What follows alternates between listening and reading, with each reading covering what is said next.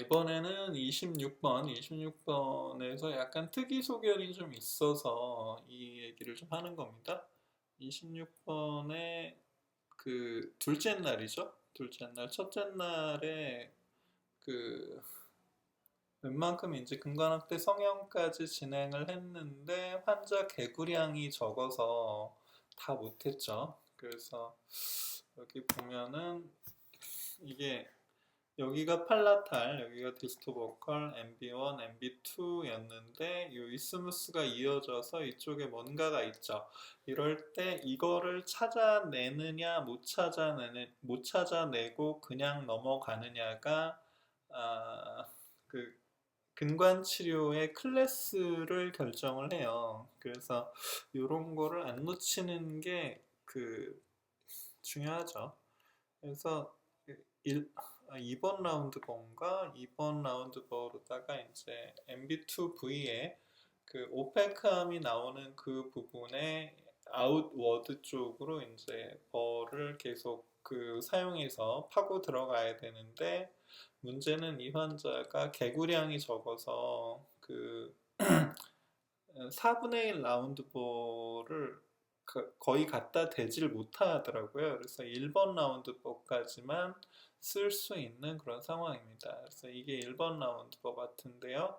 그래서 지금 MB1, MB2 찾아놓은 부분에서 링궐 쪽으로 이제 들어갔고요. 그다음 이쪽에 MB와 DB 사이의 이스무스 쪽도 뭔가 유기물질이 좀 느껴져서 기본적으로 좀 그, 파놓는 겁니다. 그래서 트러핑이라고 그러죠. 트러핑이라고 해서 뭔가 있어 보이는 그곳에 고랑을 파서 그 유기물질을 좀 이렇게 제거하는 거.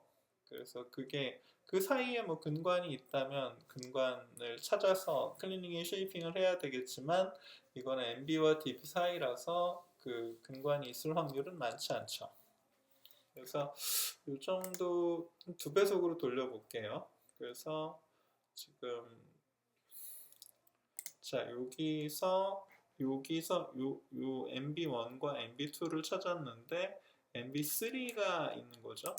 그래서 4분의 1 라운드버로 갖다 대고 싶었으나 개구량이 너무 작아서 저도 뭐 개구량이 적은 환자를 어떻게 해볼 수는 없죠. 그래서 4분의 1 라운드버 0.5mm 직경의 라운드버는 쓰지를 못하고 4분의 1 라운드버가 더 길거든요. 한 3mm 정도 더 길어요. 그래서 그걸 쓰지 못하고 다시 1번 라운드버로 돌아가서 1번 라운드버는 0.8mm 직경일 거예요.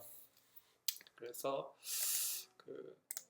자 다시 여기서 1번 라운드버로 돌아가서 MB3 쪽에 이제 다시 한번 찬찬히 집중을 해서 파고 들어가는 겁니다. 근데 여기서 MB와 DB 사이에 트로핑을 조금 더 하고요. 저는 이렇게 하는 걸 좋아합니다. 이게 연조직이 남아 있으면 그 자체가 나중에 이제 리키지와 부패의 원인이 될 수 있어서 저는 깔끔하게 쳐내는 걸 좋아해요. 물론 뭐 그렇게까지 안 하시는 분들도 있고요. 예. 근데 뭐 그런 것보다는 적어도 메인 캐널을 놓치지 않는 게 중요하고 캐리어스를 남기지 않는 게 중요하죠. 지금 근심 쪽의 우식을 반드시 이런 식으로 좀 표시를 해놔서 혹시 그냥 놓치고 코어를 하는 일이 없어야 되겠죠. 그냥 이걸 놓치고 코어를 해버리면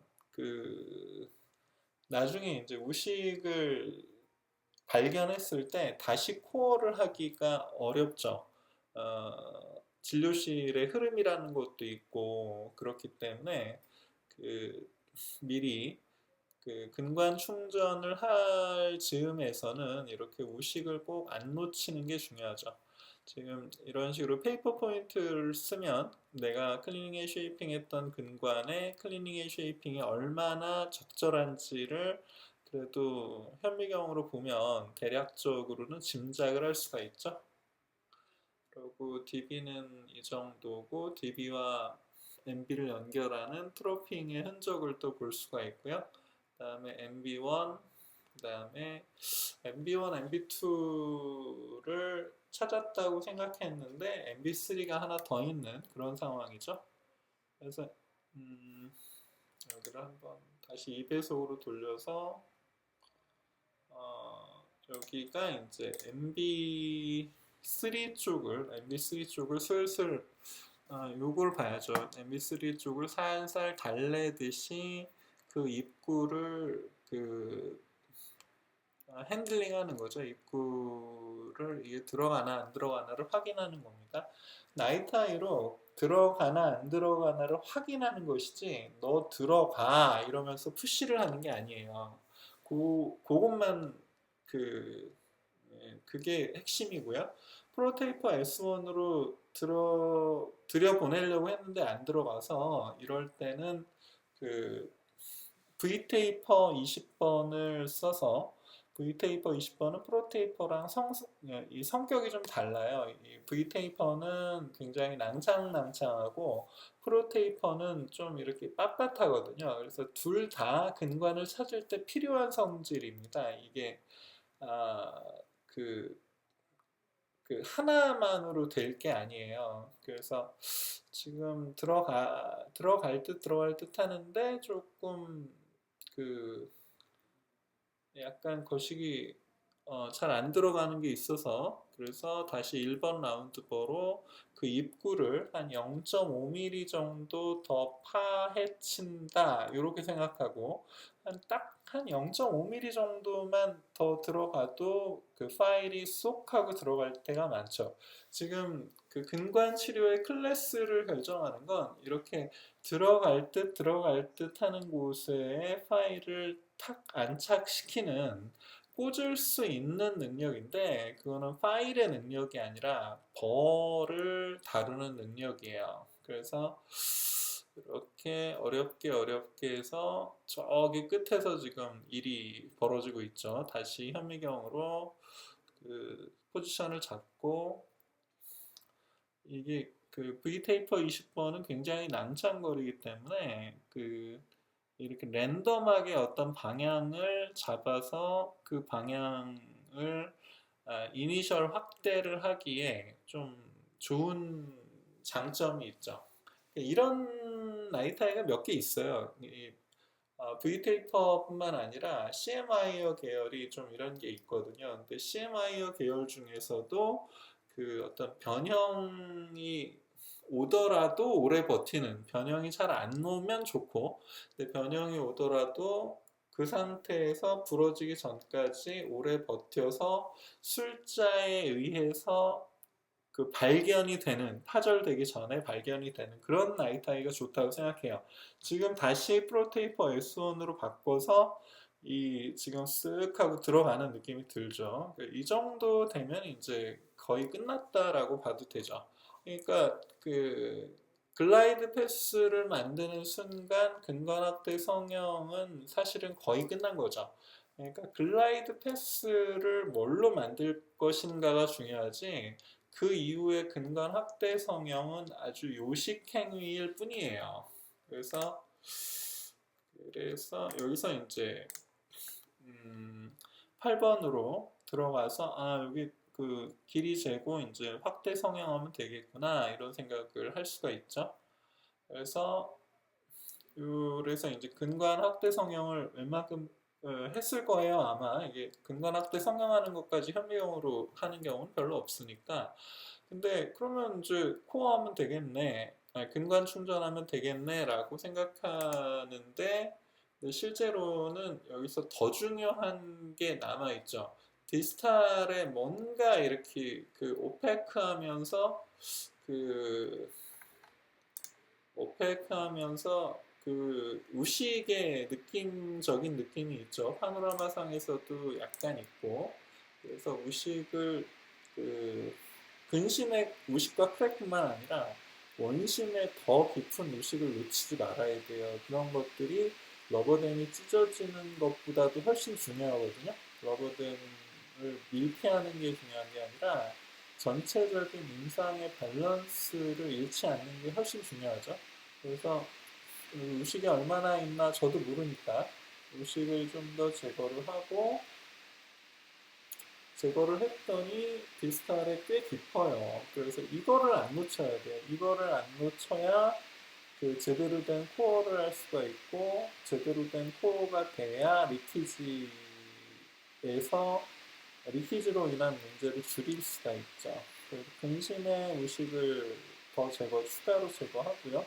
우식이라는 거는 한 번에 제거되는 경우가 별로 없죠. 한 번 제거하고, 그 다음에 그 2단계 또는 3단계로 추가적으로 제거해야 우식이 그래도 겨우 제거되는 경우가 많죠. 그래서 운전면 7번을 손을 좀 안 대려고 노력을 하면서 우식을 마저 제거하고, 그 이렇게 제거한다고 해도 하느라 해도 또 놓치고 또 우식이 있는 경우가 그 정말 허다합니다.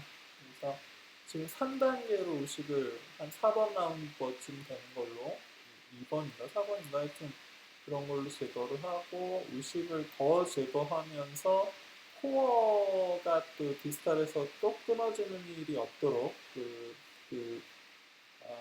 근간 아동과 디스탈의 프락시멀 박스를 약간 연결을 해 놓고요. 실제로 치질 보존면에서는 이게 불리하게 느껴질지 몰라도 현실적으로 그 코어의 유지도 중요하기 때문에 저는 어느 정도는 이렇게 연결을 해 놓는 거를 선호합니다. 그래서 이런 식으로 하고, 네, 우식의 완전한 제거가 정말 중요해요. 그래서 우식을 다 제거하고, 그 다음에 다시 공간 충전까지 이제 진행을 했고요. 공간 충전을 한 다음에, 마저 이제 실러 같은 거 좀 더 깨끗하게 날려주고, 그 다음에 이제 코어를 하는 거죠. 그러니까 여기서 중요한 거는 MB3를 놓치지 않는 거, 그 다음에 원심과 빈심에 숨어있는 우식을 그 거의 완벽에 가까운 상태로 제거를 하는 거죠. 여기 약간 의식이 남아있는 느낌인데 나중에 프랩하고 난 상태에서는 별 문제가 없더라고요. 그래서 이게 결국 이제 크라운 프랩을 했을 때 최종 상태에서 의식이 없으면 되는 거겠죠. 그래서 지금 후진 아인 같은 경우는 양이 좀 많아서 두 번 짤 일이 별로 없다는 게, 그리고 한 번 짠 다음에 혹시 모자라는 부분은 그 남는 곳에서 슬쩍 이렇게 커튼 롤로 밀어서 움직이면서 그렇게 마무리를, 그 모자라는 곳을 남는 곳에서 모자라는 곳으로 코어를 슬쩍슬쩍 이렇게 꾹꾹 누르면서 슬쩍슬쩍 누르면서 이동시킬 수 있는 그런 것도 장점이죠. 그 상태에서 이제 코어가 어느 정도 됐으니까 그 상태에서 트랩을 하죠. 근데 환자가 이제 대구량의 문제가 있어서 이런 경우는 거의 없는데, 클램프를 낀 상태에서 개구기를 건 상태에서 클램프까지 낀 상태에서 그냥 일단 프랩을 해봤어요. 일단 프랩을 하고, 어, 이게 2배속입니다. 그래서 팔라탈 미주 디스토링걸에서 라인 앵글 인접치 안 건드리는 수준에서 시작해서 팔라탈 쪽으로, 미주링걸에서 인접치 안 건드리는 곳에서 시작해서 다시 또 반대쪽으로 라인 앵글을 중심으로 이렇게 라인 앵글을 코너링한다 이런 느낌으로다가 미주링걸 라인 앵글, 디스토링걸 라인 앵글을 코너링하는 느낌으로 슬쩍 해주고요. 여기서는 클램프를 걸면 아무래도 그쪽 층이 평소보다 내려가기 때문에 그거를 감안해서 너무 이렇게 밑으로 내리는 것보다는 적당히 해주는 게 좋지 않나라고 생각을 하고요. 여기서도 MB와 DB의 클램프 프롱이라고 그러죠. 클램프의 프롱이 지금 잇몸을 내리고 있는 걸 감안해서 적당한 수준에서 이제 그 프랩을 해서 피니시 라인을 잡아주고, 그리고 코어가 돼 있으니까 빈심과 원심에 이제 남아있는 코어 부분에 그 컨택을 다시 오픈을 해야겠죠. 물론 여기서 매트릭스 밴드를 대고 코어를 하지 그랬느냐. 매트릭스 밴드를 대고 코어를 하는 게 더 좋을 수도 있는데, 저는 그게 오히려 이렇게 좀 효율이 떨어지는 것 같아서, 이렇게 그냥 채우고 다시 그 다시 이제 컨택을 열어서 이런 식으로 하는 걸 좋아합니다.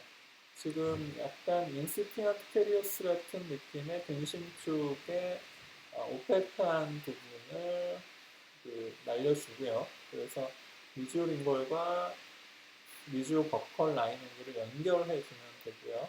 그 다음에 여기서 디스토 버컬과 디스토 링걸 라이닝을 연결해서, 그래서 이제 그 엑시얼 월, 디스탈 쪽에 엑시얼 월을 형성을 해주면서 어, 그 건전 치질 쪽으로 피니시 라인을 건전 치질의 마진을 잡으면 되는 거니까, 뭐 이런 거는 뭐 학생들도 다 아는 내용인데, 문제는 그러니까 이거를 어떻게 구현하느냐.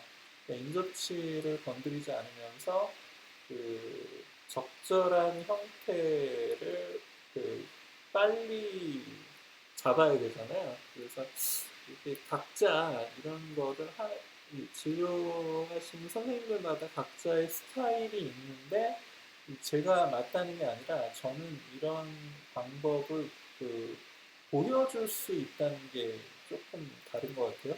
그러니까 제가 하는 게 그 맞는 게 아니라 저는 이렇게 한다는 걸 보여줄 수 있으니까. 그래서 저는 뭐 이런 거 올려놓고 옆에서 되게 잘하시는 선생님들한테 좀 물어보고 좀 지식을 좀 공양을 하기도 하고, 뭐 사람이 관심이 많고, 자기가 어떤 관심이 많고, 예, 관심이 많은 상태가 매우 행복하고 만족스러운 상태일 수도 있죠. 그래서 이런 식으로 해서 적절하고 균일하게 이제 삭제를 하면 되고요. 약간 버컬 쪽에서 바라보면 더 균일한 삭제로 느껴질 것 같아요. 근데 여기서 라인 앵글 쪽이 약간 배벨이 필요할 것 같아서, 교환면과 액시얼 사이에. 그래서 여기서는 디스탈의 지혈제를 좀 써야 될 것 같고요.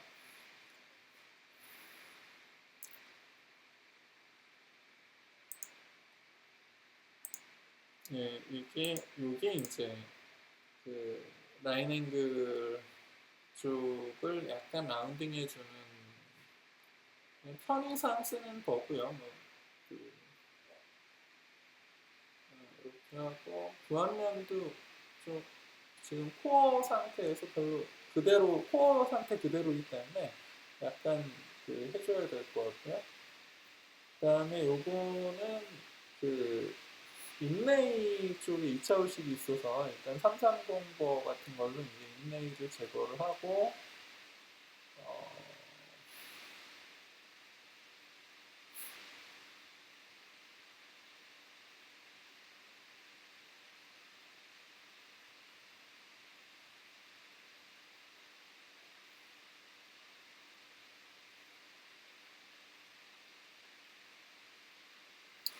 예, 인레이를 제거를 하고, 우식이 얼마나 깊은지 정확히 알 수가 없어서 그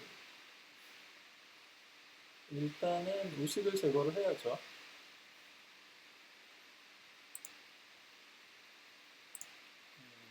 그래서 현미경을 보고 하면 좀 편해요. 그래서 이런 식으로 해서 그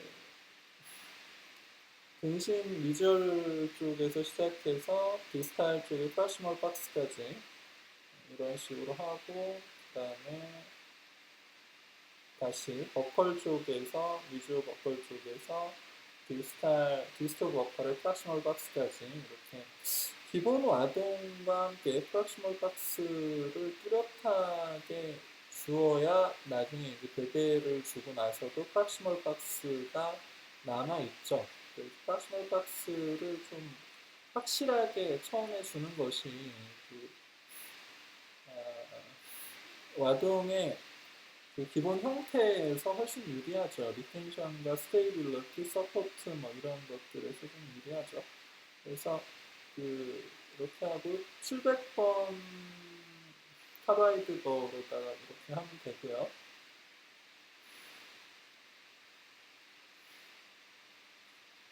그 다음에 여기서 이제 그 펄펄 플로어가 그 좀 플랫한 게 또 중요하죠. 기본적으로도. 그래서 어느 정도는 플랫해야 되는데 펄펄 플로어가 또 완전히 스통인 와동을 형성하는 경우는 거의 없죠. 그 다음에 현실이 그렇죠. 그 다음에 그 이렇게 그 베벨을 좀 주고 프락셔널 박스 옆으로 이제 약간의 플레어링을 주고요. 그 다음에 짐지갈 월에 또 베벨을 줘야 돼서 좀 가는버를 써서 가는버의 그 방향을 그 핸드피스의 방향을 어느 정도 이렇게 그 확보를 해서 접근 방향을 확보를 해야겠죠. 그래서 그 상태에서 이제 그 프락셔널 박스의 버퍼링걸 익스텐션, 버퍼링걸로 프락셔널 박스를 어디까지 연장할 것인지를 좀 잘 생각을 해서 저도 이게 소구치 같은 경우에 대구치도 마찬가지긴 하지만 소구치 인레이는 정말 그 미세한 부분에서 그 차이가 갈리기 때문에 지금 예, 그 버펄 쪽으로 지금 배별을 이렇게 주고 있고요. 플레어링과 배별을 주고 있고 어, 다시 퍼스널 박스의 링걸 쪽으로 배별을 주고 있고요. 이런 배별을 주지 않으면 이게 제대로 커버리지가 안 되죠. 이 베벨과 인접치 사이에 클리어런스가 있지 않으면 기본으로 만들 수가 없잖아요. 그러니까 이런 거를 좀 잘 생각해서 좀 움직여야죠. 여기서는 골드 인레이를 제거하고 골드 인레이를 다시 하는 거니까. 그래서 이 정도에서 약간 디스토버컬 쪽이 약간 예 그래서 약간 느낌이 있어서 조금 더 이제 다듬었고요. 이 정도까지 하는 그러니까 그냥 뭐그 오늘 영상의 내용은 결국은 그 MB3를 놓치지 않는 것, MB3를 놓치지 않는 것, 그 다음에 우식을 다 제거하는 것, 우식을 놓치지 않는 것, 이게 핵심이라고 볼 수 있겠습니다. 오늘은 여기까지 하겠습니다.